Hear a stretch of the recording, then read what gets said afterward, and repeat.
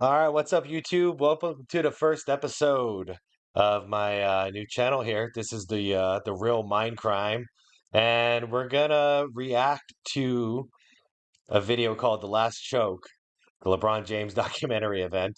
This is from a channel called Scap Attack. I highly suggest you check out the video. I'm gonna link it down below in the description. Shoot him a like, shoot him a subscribe. Shoot me the same if you like the content. Scap is freaking hilarious if you like basketball. He's got a good element of comedy, but he's dead serious about everything he talks about. All right, anyways, let's get right to the video. Hope you guys enjoy it. Let's go. On June 26, 2003, David Stern stepped to a podium at the theater at Madison Square Garden and made an announcement that would forever change the fabric of NBA history. The Cleveland Cavaliers select LeBron James. Now, real quick, I'm probably going to be a little hard on LeBron. I got my reasons. You'll find out later. But I just wanted it to be said. When he was drafted, his first couple of years, dude, I was a huge LeBron James fan. Like, big time supporter.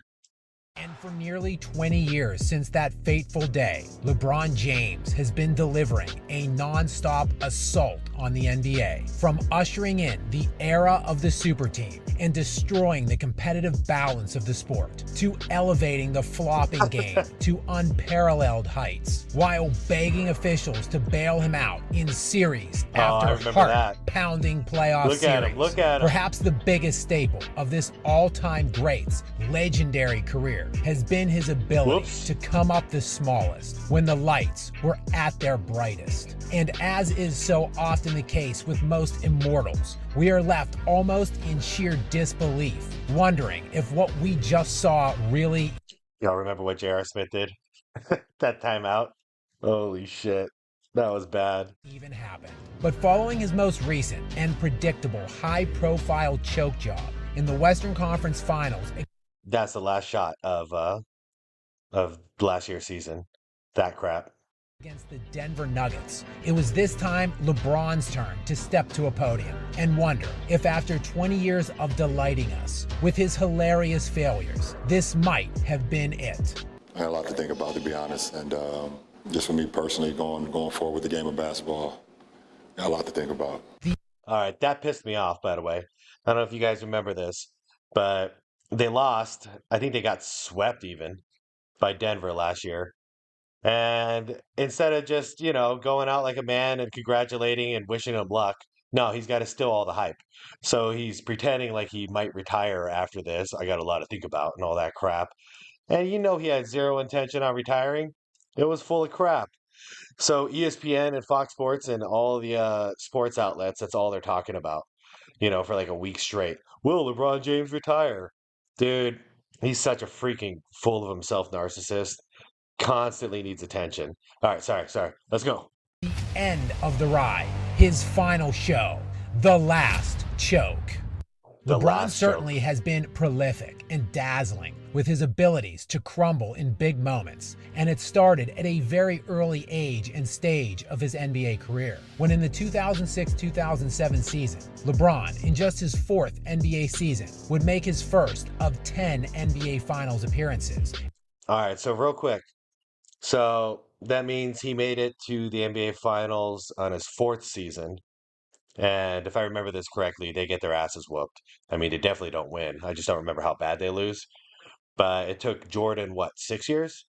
Drafted in 84, and then 1990, and then whooped Magic Johnson's Lakers ass and never looked back. All right, there's the context. Let's see what happens in the series. I really don't remember. And he would not disappoint. Many pundits in the mass media and his fan base often give him a pass for this loss because of his relative age and supporting cast, but many downplay how close this series actually was. The Cavs' defense was fantastic that season and postseason, and it held the Spurs to just 86 points per game on 44% shooting from the field throughout the series. That's good defense. 2 of these games were a 1-possession margin, yet the Cavaliers would ultimately be swept in this series behind the young king. Ooh. So they got swept. Damn.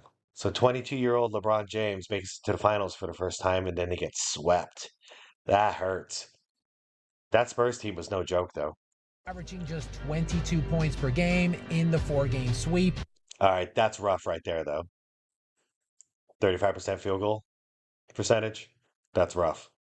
On 35% shooting. But 2 years later, in the 2008-2009 season, LeBron would be named MVP of the league for the first time in his career, while leading the Cleveland Cavaliers to the best record in the NBA, a gaudy 66-16 record. They steamrolled through the first 2 rounds of the NBA playoffs, sweeping the Detroit Pistons and the Atlanta Hawks. A high-profile showdown between the actual best player in the NBA at that time. All right, to be fair, the East was garbage back then. Like, straight up garbage. Kobe Bryant and the media's king, LeBron James, seemed to be all but imminent. The only thing standing in MVP LeBron's path was an Orlando Magic team led by 23-year-old Dwight Howard. Of course, we all know how that ended up, with Kobe Bryant winning his 4th title after beating the Orlando Magic 4-1 in those finals. Dude, can you imagine how bad Kobe's Lakers would have crushed LeBron's Cavs in that finals?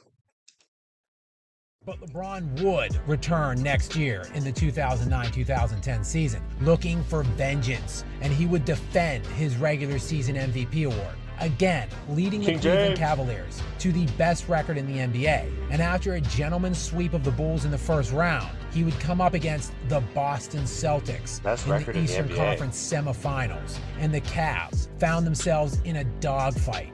All right, let's be fair before we see what happens, because that Celtics team was no joke. Tied 2-2 in that series and facing a pivotal swing Game 5 at home when LeBron straight up quit in this game, playing 41 minutes and scoring just 15 points on 3 of 4. Say what? I don't remember it being that bad. 3 for 14 field goal percent? I mean, he made 3 shots in a playoff game? LeBron James made 3 shots in a playoff game. 3 shots. This is why we compare him to Jordan, everybody. I don't think Jordan's ever, scored even under 20 points in a playoff game, let alone 3 shots made. Shit, 3 for 14 too. It's not like he was 3 for 5, 3 for 14. Damn. Shooting as the Cavs got absolutely dismantled on their home court, pushing them to the brink of elimination in Game 6. And of course, we all know how that one ended too, with Kobe Bryant winning his 5th title after beating the Celtics in 7. But this series broke LeBron James, and in turn, he would go on to break the NBA. Help me, A back-to-back league MVP, being falsely touted by many as the best player in the NBA, would decide to get on his hands and knees and crawl his ass to Dwayne Wade's team. In this fall, I'm going to take my talents to South Beach and join the Miami Heat.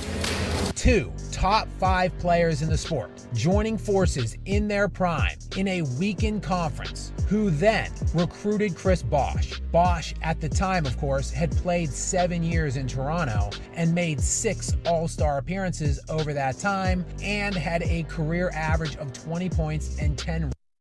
Yeah, first of all, people disrespect Chris Bosh, but he was way more than he was an all-star when he was with Toronto. It wasn't until he played with LeBron James that he had to become a role player, like so many other people have, like Kevin Love. Kevin Love was an MVP candidate for like 3-4 years in a row. What was he with Minnesota? Until he played with LeBron James in Cleveland. Then he just became a regular, everyday role player, like a nobody. So, yeah, everyone forgets about these guys before they teamed up with LeBron. And everyone forgets about D Wade. D Wade was my favorite player, not LeBron. You know, I was a big Suns fan because I'm from Arizona. So I was always rooting for Steve Nash and the Suns back then. But I'm not gonna lie, man, D Wade was my favorite player. Champion. That guy he looked like the second coming of Jordan in that finals run with Shaq, when they won that ring. And in the NBA Finals, when the pressure was on, dude, he delivered. Unlike we're seeing with LeBron, LeBron crumbles in the pressure situations. But once, LeBron came around with Miami, yeah, they won 2 rings, but D Wade was kind of forgotten. He was kind of stuck being, a role player himself. So, anyways, I was no longer really like that much of a D Wade fan anymore because LeBron kind of ruined that shit. Rebounds per game. That team was so unfairly stacked, so unbeatable. A then ringless king felt so confident he would proclaim that he and the Heat would win not just a championship, but not 2, not 3, not not 4, not 5, not 6, not 7. What would ensue the 7. following year in the That means 2011 8. NBA Finals They was won a 2. tour de force of 2 choking. of 4. LeBron's magnum opus choke job, his grand masterpiece. The Heat rolled through the Eastern Conference with a 12-3 record and had a 2-1 lead in the NBA Finals against a severely undermanned Dallas Mavericks team with only one All-Star, looking to take a stranglehold in the finals and move just one step away from capturing his first NBA title. LeBron took a hot, steamy dump in his pants, playing 45 minutes and scoring just 8 points on... Oh, shit. He did it again. He did it again. Worse this time. In the NBA Finals, 8 points, 3 for 11. That's like 27% field goal percentage. 3 shots in an NBA Finals game, bro. After you just said you're going to win 8 rings. 3 shots, 3 buckets in an NBA Finals game. So once again, D Wade rose to the occasion. LeBron would crumble under pressure, but 3 shots. Dude, I don't think Michael Jordan, even when he was 40 years old, ever made 3 shots, and that was it. Like, shit. I don't think it ever happened. Somebody can look it up. Put it in the comments down below if you want. I don't think it ever happened, let alone in the finals. Shoot, he was the leading scorer in every playoff series, every finals, always the leading scorer. He got his job done, and he played D. Shit. And people call him the GOAT. Are you kidding me? On 3 for 11 shooting, including 0 points in the fourth quarter of a game that was 82-81 with 30 seconds left in the fourth quarter. From on the doorstep of taking a decisive 3-1 series lead to not winning another game the rest of the way, the Heat would go on to lose that series 4-2, and LeBron was the 3rd leading scorer on his own team and 5th leading scorer in the series. Once again. So 5th leading scorer in the series, 3rd leading scorer on his team. Dude, once again, MJ was always the leading scorer on his team.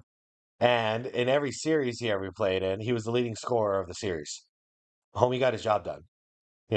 What the hell was LeBron doing out there? A reigning back-to-back 2-time league MVP in his 8th season got outscored and outshot by 33-year-old Jason Terry in this series. As bad as the 17 points per game for the series may look, it pales in comparison. 17 points per game in the NBA Finals with that stacked-ass team. Fuck. To how pathetic he was in the fourth quarter, scoring just 18 points total in the 6 fourth quarters of the series. Oh, shit. Dude, Scap, you were bringing the stats. 18. Hold on. Are you kidding me? Where was this? Right there. 18 points total in 6. Okay. 6 games total in all the fourth quarters. 18 points total. You kidding? What is that? 4? No, 3 times 6 is 18. So he averaged 3 points a game. He averaged 3 points per game in the fourth quarter. 3 points. 3 points. That's not GOAT status, guys. That is not GOAT status. You can't do that. 3 points. Total in the 6 fourth quarters of the series. But even that doesn't seem so bad when you dig deeper into his clutch time play throughout this series, meaning in the final 5 minutes of games within 5 points or less. In these such situations, LeBron scored exactly 0 points. 0.0. After finally Damn, breaking Scav. through the championship glass ceiling the next 2 seasons with his unbeatable super teams, 2 years later, LeBron would be up to his old tricks again, back in the NBA Finals and getting humiliated, blown off of the court by the San Antonio Spurs. I don't remember them losing that bad. I mean, this isn't LeBron with the Cavs. This is LeBron with the freaking big three Miami Heat. Spurs beat them 4-1, and they blew them out by, what is that? 17 points in the closing game? Damn, man. In 5 games, signaling the end of LeBron's tenure in Miami. Only 5 championships short of his Compare him to prediction. me? It was off to bigger and better things. Back in Cleveland with a shiny new super team to try to ring stack with. Oh yeah, so this is when he teamed up with Kevin Love, who was like basically an MVP at that time. And also with young Kyrie, pre-drama Kyrie, where he was just young and hungry and just hooping. Man, what a team. Everything was going according to form as the self-proclaimed king hit the game-winning, series-clinching shot in Game 7 against the Warriors. No, No, he didn't. Well, Look at this. no, he didn't. That was Kyrie Irving. But LeBron did finally Clutch get his G. 3rd ring, and it was all for Cleveland. Cleveland! This is for you! This is for you, Milwaukee! Well, no, it wasn't. That one right there made you the greatest player of all time. But Okay, now that's when we pause. Because I told you when LeBron was drafted in his first couple of years and all that, I was a huge fan, right? All the stuff he did leading up to this moment started pissing me off. But then all of a sudden he disrespects the GOAT like that by self-proclaiming himself as the GOAT. Why? Why? Because he got 3 rings? Like, it was the most disrespectful, self-indulgent shit I've ever heard from a player. Like, what the hell, dude? You got Michael Jordan right there. Everybody knows he's the GOAT. It's gonna take a lot more than 3 rings to knock Jordan off. I don't understand what the fuck kind of narcissist you gotta be to actually say on TV or whatever, on his channel, that right there made me the greatest of all time. That is some bullshit. Ever since then, man, I want no success for LeBron anymore. Excellent basketball player, like top 5 of all time, easy top 5. But yeah, man, don't call yourself the GOAT. MJ never called himself the GOAT. We just know he is. it seemed like the Look at- championship window was wide open for LeBron with his latest super team until Kevin Durant and Steph Curry slammed it shut using the same playbook the NBA destroying Kings scripted years earlier. And thus, it was time to find something else. Yeah. And he found it in LA. Well, actually, I also don't like the fact that he jumped ship twice. I mean, technically a lot more than that, but he jumped ship from Cleveland twice, bailed on their ass. Left Miami high and dry, left Cleveland high and dry a second time. Now he's with LA. Like, I don't know, man. He's like a traveling circus. it was more like in Orlando, where he managed to win the flukiest ring in NBA history in the Disney bubble, behind Anthony Davis, who led the NBA playoffs that year in points scored and played masterful defense. And Yeah, it he looked did. like in year 20, at the age of 38, it was all coming together one final time. Yeah, it might sound crazy, but if you guys didn't watch the bubble, AD was the best player in the world at that time. He was healthy, and he was just shit, man. He was crushing. Rebounds were up to like 20 something a game, most games.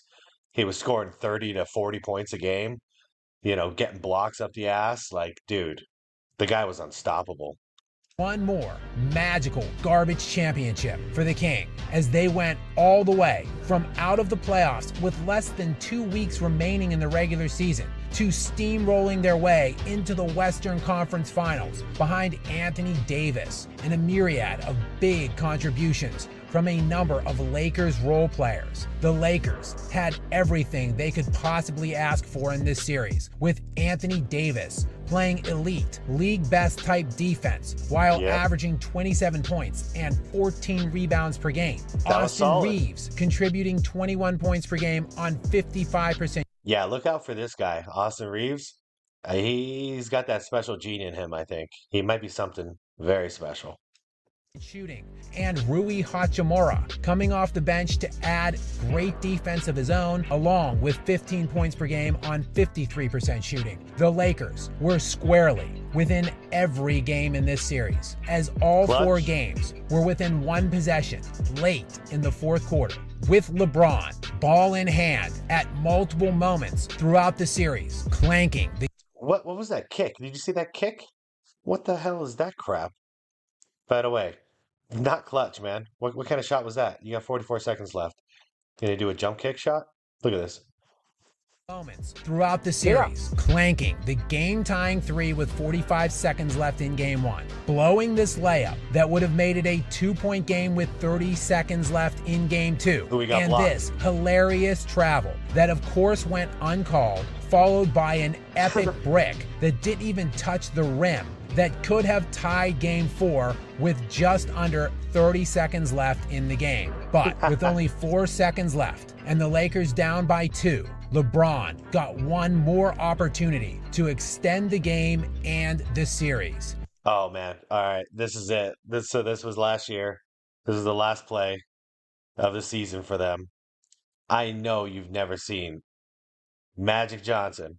Magic did it once actually. You've never seen Larry Bird, Michael Jordan, or Kobe Bryant ever blow a game like this. Like, the guy doesn't even elevate. He shrinks. He shrunk. All right, you guys ready? Let's watch this. This is how the season ends. He would not disappoint. James on the drive, goes inside, stop, shot block, gets it back, it's over! And he traveled anyways. He caught the freaking ball. He caught his own shot. It's over! Overall for the series, LeBron shot 7 of 23 for just 30% in the fourth quarter. 7 for 30 in the fourth quarter. Where every quarter was close, and the overall net margin of differential was only 24 points for the Nuggets. If only the Lakers had a viable option in clutch time. With the future all of a sudden uncertain, it remains to be seen if this is truly the last moment we will see of LeBron on an NBA court, or if possibly he will recruit another Hall of Famer or two to amass yet another super team this offseason. But if this was truly the last time we see LeBron, he went out doing what he does best and delighting us all one final time.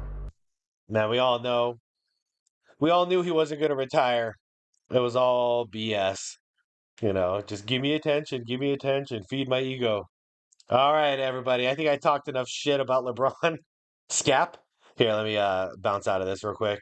Everybody, if you enjoyed this, head over to Scap Attack. Give him a subscribe and a like. Fantastic channel. It's like one of my favorites these days. I will be covering more of his videos. And thanks for watching my first video of the channel. Hope you guys liked it. And if you did, shoot me a subscribe and a like. I have 0 likes or 0 subscribers, obviously, because it's my first video. I'd appreciate it. And I'll see you on the next one.